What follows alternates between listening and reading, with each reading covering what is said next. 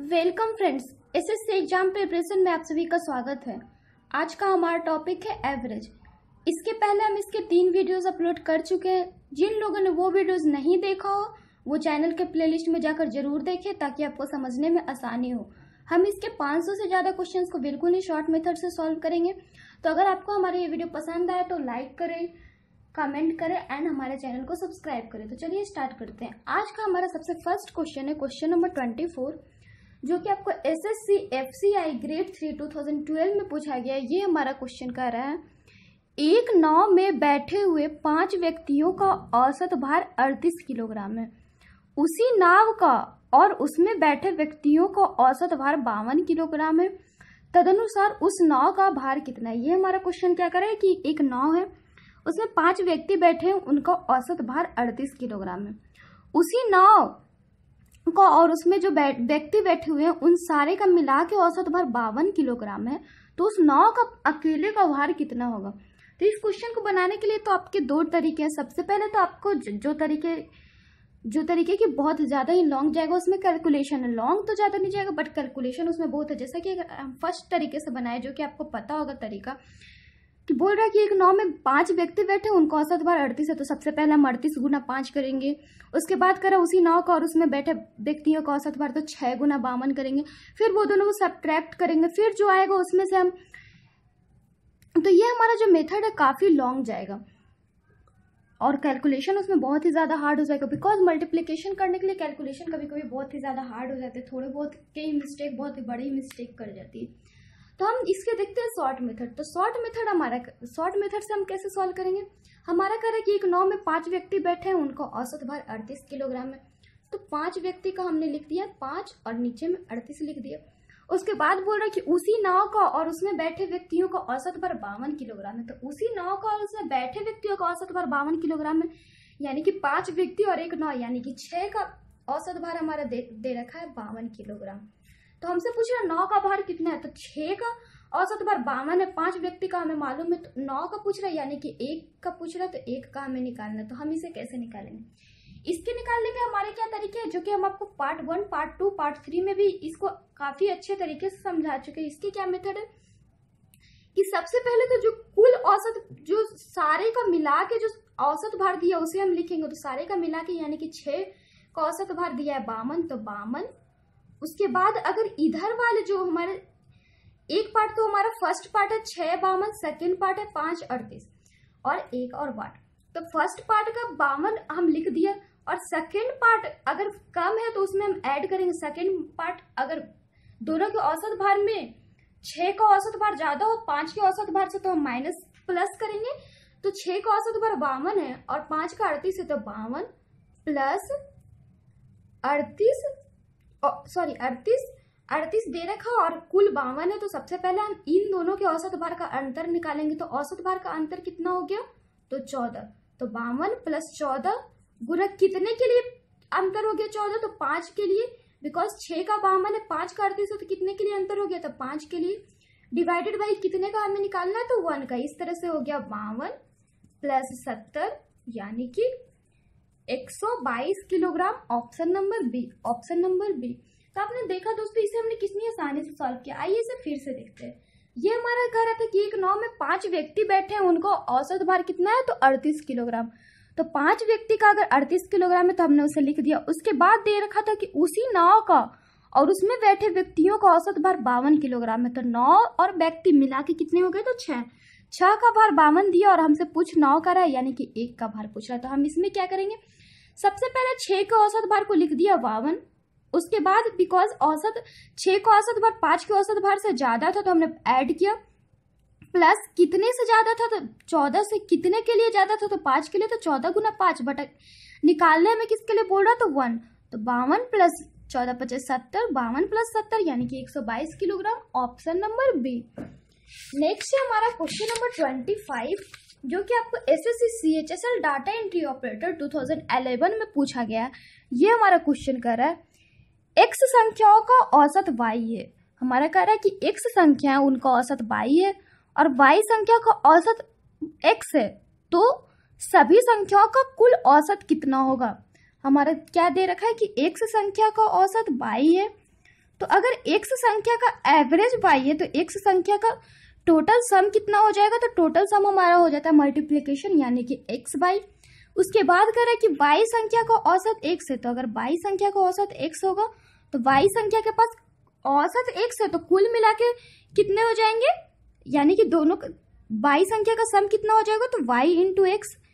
फिर हमसे पूछ रहे सभी संख्याओं का कुल औसत कितना होगा, सभी संख्या का कुल औसत कितना हो जाएगा, तो x प्लस y संख्या का हमसे औसत पूछ रहा है, तो हमें x प्लस y संख्या का सम मालूम है, बिकॉज x संख्या का सम x बाई है, y संख्या का सम y x है, तो x प्लस y संख्या का सम कितना हो जाएगा, तो x by plus y x यानी कि 2yx या xy।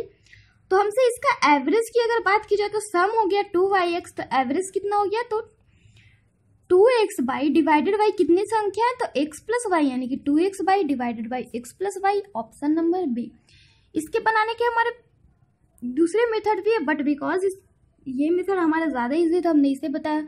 वो मेथड एक और क्या कि हमसे बोल रहा था कि x संख्या का औसत y है, तो हमने लिख दिया, y का x लिख दिया, तो हमसे पूछ रहा था x y का कितना होगा, तो यहाँ पे हमें ये नहीं मालूम है कि y ज़्यादा या x ज़्यादा, तो इसलिए इसमें हमें शॉर्ट मेथड नहीं लगाया जाएगा, बिकॉज हमें मालूम ही नहीं है कि y ज़्यादा है कि x ज़्यादा है। इसके लिए हमें इसी मेथड के यूज़ करने पड़ेंगे। हमारा क्वेश्चन कर रहा था कि x संख्या का औसत y है, तो x संख्या का औसत अगर y होगा तो x संख्या का सम यानी कि जोड़ कितना हो जाएगा, तो x इंटू वाई। उसी तरह से बोल रहा था y संख्या का औसत x है, तो y संख्या का सम कितना हो जाएगा, y इंटू एक्स। तो हमसे पूछ रहा है सभी संख्या का औसत कितना होगा, तो उसके लिए सबसे पहले हमें मालूम होना चाहिए कि सभी संख्या का सम कितना होगा। अगर आपसे औसत की बात कर रहे हो, आप दोनों के औसत को जोड़ दिए y प्लस एक्स, तो ये आपका रॉन्ग हो जाएगा। आपको करने क्या होंगे, पहले दोनों संख्या का x संख्या और y संख्या का सम निकालेंगे, तो x संख्या और y संख्या का सम कितना हो गया, 2xy। तो हमसे एवरेज पूछा, तो 2xy सम डिवाइडेड बाई जितनी संख्या हो, तो 2xy divided by x plus y, यानी कि ऑप्शन नंबर बी।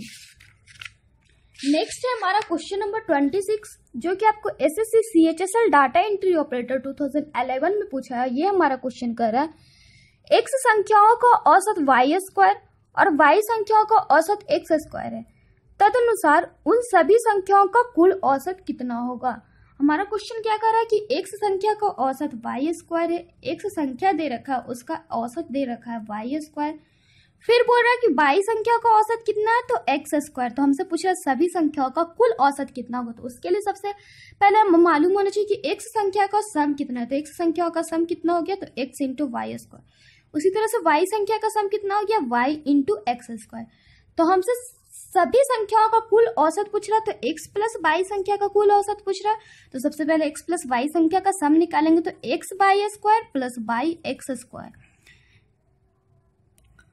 तो हमसे पूछ रहा है कि सभी संख्या का औसत कितना हो जाएगा, तो औसत कितना होगा, तो सम निकल के तो एवरेज हो जाएगा x by square plus y x square divided by total संख्या यानी x प्लस y। अब इसमें से हम x बाई को कॉमन लेंगे तो क्या हो जाएगा, y plus x divided by x plus y, यानी कि x by, option number B, option number B. तो इस क्वेश्चन में हमने किया क्या, कुछ भी नहीं किया। हमसे बोला था कि x संख्या का औसत y स्क्वायर है और y संख्या का औसत x स्क्वायर है। तो हम सबसे पहले निकाले कि x संख्या का सम कितना है, तो x वाई स्क्वायर हो गया। फिर निकाला y संख्या का सम कितना हो गया, तो y एक्स स्क्वायर। तो हमने फिर निकाला टोटल x प्लस y संख्या का सम कितना हो गया, तो x y square plus y x square. तो एवरेज कितना हो गया, x y square plus y x square divided by x plus y। इस तरह से हमारा आंसर देख रहे थे किसी ऑप्शन से मैच नहीं कर रहा। तो सबसे पहले हमने इसमें क्या किया, एक्स वाई को कॉमन ले लिया, तो एक्स वाई को कॉमन लिया तो y plus x plus y cancel हो गया, तो एक्स इंटू वाई यानी कि ऑप्शन नंबर बी। नेक्स्ट है हमारा क्वेश्चन नंबर 27, जो कि आपको SSC CHSL data entry operator 2011 में पूछा गया। ये हमारा क्वेश्चन कर रहा है कुल 10 गेंदों में कुछ लाल रंग की है, शेष सफेद रंग की। सभी गेंदों का औसत मूल्य 28 है। यदि लाल गेंदों का औसत मूल्य 25 हो और सफेद गेंदों का औसत मूल्य 30 हो, तो सफेद गेंद की संख्या कितनी होगी। ये हमारा क्वेश्चन बोला कि कुल मिला के 10 गेंद है, जिसमें से कि कुछ लाल रंग की हो और कुछ सफेद रंग की है। कितने लाल की है, कितने सफेद की, ये हमें नहीं मालूम है। फिर बोल रहा है कि सभी गेंदों का यानी कि 10 गेंदों का औसत मूल्य 28 रुपये है। यदि लाल गेंदों का औसत मूल्य 25 हो और सफेद गेंदों का औसत मूल्य 30 हो तो हमसे पूछ रहा है सफेद गेंद की संख्या कितनी होगी। तो इसे बनाने का हमारा क्या तरीका है कि हम इसे बाई एलिगेशन मेथड बनाएंगे। तो बाई एलिगेशन मेथड कैसे बनाएंगे, तो सबसे पहले हमसे दे रखा है कि सफेद गेंद यानी कि व्हाइट बॉल का औसत मूल्य कितना है, तो सफेद गेंद का औसत मूल्य हो गया 30, लाल वाले गेंद का औसत मूल्य रेड बॉल का कितना हो गया, तो 25। उसके बाद टोटल का औसत मूल्य हमें 10 गेंद का दे रखा है 28। उसके बाद हम इसे एलिगेट करेंगे, तो एलिगेट करके कितना हो गया 3 और 2। तो ये हमारा जो एलिगेट करके आया ये हमारा हो गया संख्या, बिकॉज औसत मूल्य हमें दे रखा था 30, 25 और 28। तो जो एलिगेट करके आता वो हमारा क्या आता है, तो संख्या, यानी कि व्हाइट बॉल का संख्या 3 यूनिट है एंड 2 यूनिट है। कब? जब उसका औसत 28 और हमारा जब उसका औसत मूल्य 28 हो तब हम देख रहे हैं कि हमारा आ रहा है कि व्हाइट बॉल की संख्या 3 यूनिट, रेड बॉल की संख्या 2 यूनिट, यानी कि टोटल बॉल हमारा आ रहा है 5 यूनिट। टोटल बॉल कितना आ रहा है, तो आप देख सकते हैं 3 + 2 यानी कि 5 यूनिट।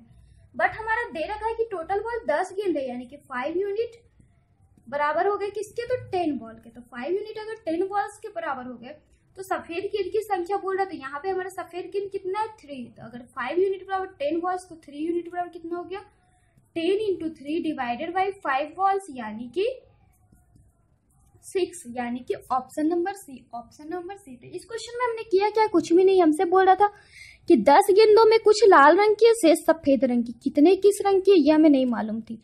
फिर बोल रहा था कि सभी गेंदों का औसत मूल्य 28 है और लाल गेंदों का औसत मूल्य 25 है और सफेद का 30 है, तो हमने वही किया। उसके बाद हमने इसे क्या किया, सफेद बॉल का दे रखा था औसत 30, रेड बॉल का 25, उसके बाद टोटल 28। तो हमने इसे एलिगेट करके 3:2 में लाया। ये हमारा क्या आ गया, संख्या यानी कि नंबर आ गया। ये हमारा एवरेज दे रखा था, एवरेज प्राइस दे रखा था, तो हमारा नंबर आ गया 3:2।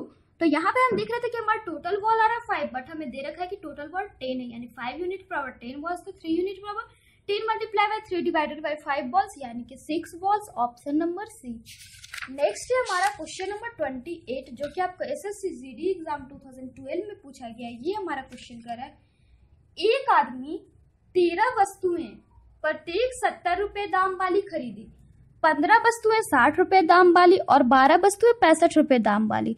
प्रति वस्तु औसत दाम क्या है, ये हमारा क्वेश्चन क्या करे कि एक आदमी जो है 13 वस्तु खरीदा 70 रुपए के दाम के, 15 वस्तु खरीदा 60 रुपए के दाम के, 12 वस्तु खरीदा 65 रुपए के दाम के। तो हमसे पूछ रहा प्रति वस्तु औसत दाम क्या है। तो इसे बनाने के हमारे दो तरीके क्या क्या है। सबसे पहले तो हम 13 × 7, सबसे पहले हम 13 वस्तु का औसत प्रत्येक बोल रहा था 70 रुपए की है, तो हम 13 × 70 करते ताकि हमें 13 वस्तु कुल मिला के कितने में खरीदाया तो वो निकलता। उसके बाद 15 वस्तु में वही करते 15 × 60, फिर 12 में 12 × 65। तो उसके बाद तीनों को ऐड करते। तो सबसे पहले तो हमें मल्टीप्लीकेशन अब 13 × 70 तो कर देंगे, 15 × 60 कर देंगे, 12 × 65 करने में आपको प्रॉब्लम हो जाएगी। उसके बाद सारे को हमें ऐड करने, सारे को ऐड करके उसे टोटल बॉल कितना उससे डिवाइड करने पड़ेंगे, तब हमारा जाके औसत दाम आएगा। तो आप देख सकते हो इसमें मल्टीप्लीकेशन में हमें कितने ज्यादा प्रॉब्लम्स होगी। तो हम इसे विदाउट मल्टीप्लीकेशन कैसे बनाएंगे, तो इसके बनाने के क्या तरीके कि हमसे बोला कि एक आदमी 13 वस्तु 70 रुपए दाम वाली खरीदी, यानी कि 13 वस्तु का औसत ही हो गया 70। तो 13 के नीचे 70 लिख दिया। उसके बाद बोल रहा 15 वस्तु 60 रुपए के दाम वाली खरीदी, तो 15 वस्तु 60 के दाम वाली। नेक्स्ट हमसे बोल रहा है कि 12 वस्तु खरीदी 65 के दाम वाली।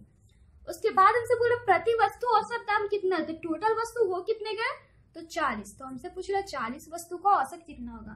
तो हम इसे कैसे निकालेंगे, तो सबसे पहले हम इसमें क्या करते हैं, 2 रहेगा तो हम तो आसानी से निकाल सकते हैं, बट यहाँ पे हमें 3 है, तो 3 अगर रहे तो उसे निकालने का सबसे बेस्ट तरीका क्या है कि तीनों में से जो सबसे बीच में आए, जो ना ही बड़ा और ना ही छोटा, 70 आपका सबसे बड़ा है, 60 सबसे छोटा है, बीच में क्या है तो 65। तो हम सबसे पहले 65 को लेंगे, तो 65। उसके बाद अगर 65 से अगर 65 से हमारा ज्यादा आ गया, 65 से जो ज्यादा रहेगा उसमें हम प्लस करेंगे। तो 65 से ज्यादा है 70, तो उसमें हमने प्लस किया। कितने से ज्यादा है तो 5 से, कितने के लिए ज्यादा है तो 13 से, तो 5 × 30। उसके बाद कह रहा है कि उसके बाद एक और है 60, तो हम देख रहे हैं 60 जो है 65 से कम है, तो इसके लिए हम क्या करते हैं माइनस। तो -5 कितना कम है, तो 5 कितने के लिए कम है, तो 15 डिवाइडेड बाई हमें निकालने की कितने के लिए, तो 40 के लिए। तो इस तरह से ये हमारा हो गया 65 प्लस 65 माइनस 75 डिवाइडेड बाई 40। इस तरह से ये हमारा हो गया, अगर हम इसे सॉल्व करें तो 65 माइनस 10 बाई 40, इस तरह से ये हमारा आ जाएगा 64.75, यानी कि option number B, option number B. तो इस क्वेश्चन में हमने क्या किया, ये हमारा क्वेश्चन बोला था कि एक आदमी 13 वस्तु प्रत्येक 70 रुपए दाम वाली खरीदी, 15 वस्तु 60 रुपए दाम वाली और 12 वस्तु 65 रुपए दाम वाली, तो प्रति वस्तु औसत दाम कितना होगा। तो हमने वही किया, 13 वस्तु को 70, 15 वस्तु 60, 12 वस्तु 65, फिर 40 वस्तु का हमें निकाल लिया था। तो इसके लिए हमें सॉल्व करने का क्या तरीका होता है कि सबसे पहले जो बीचों बीच दाम है उसे हम लेंगे। तो बीचों बीच में दाम क्या है, 65, फिर अगर 65 से जो ज्यादा दाम है उसे लेंगे, तो 65 से ज्यादा कितना है, 70, तो उसके लिए हम ऐड करेंगे। तो 70 कितने से ज्यादा है, तो 5 से, तो 5 इंटू 13 माइनस, फिर लेंगे 60 कितने से ज्यादा है, तो 5 से कितने के लिए, तो 15 के लिए, तो -5 इंटू 15 डिवाइडेड बाई 40। तो 65 plus 65 minus 75 by 40 equal to 65 minus 10 by 40, यानी कि 64.75, ऑप्शन नंबर बी। आज के हमने आपको सबसे फर्स्ट क्वेश्चन में भी इसी टाइप से आपको सजाया था। तो उसमें हमने आपको बताया था कि जो ज्यादा रहे उसके लिए हम माइनस करते हैं और जो कम रहे उसके लिए प्लस करते हैं, बट इसमें हमने उल्टा किया, बिकॉज उसमें हमसे पूछा जाता था तो उसमें हमें टोटल का एवरेज दिया हुआ रहता था बस, बट इसमें हमें टोटल का एवरेज निकालना था। तो अगर टोटल का एवरेज दिया हो और किसी छोटे पार्ट का एवरेज पूछे, तो उसमें अगर एवरेज ज्यादा हो तो माइनस करते हैं, अगर एवरेज कम हो तो प्लस करते हैं।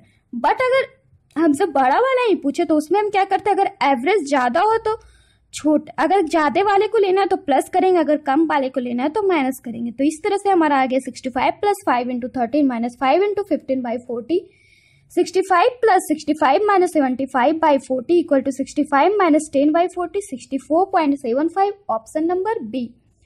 तो आज के लिए बस इतना ही। ऐसे ही और भी क्वेश्चंस के लिए आप हमारे चैनल के साथ बने रहिए, हमारे चैनल को सब्सक्राइब करिए ताकि हम जो भी अपलोड करें उसके आपको अपडेट्स मिलते रहे। Then bye and take care.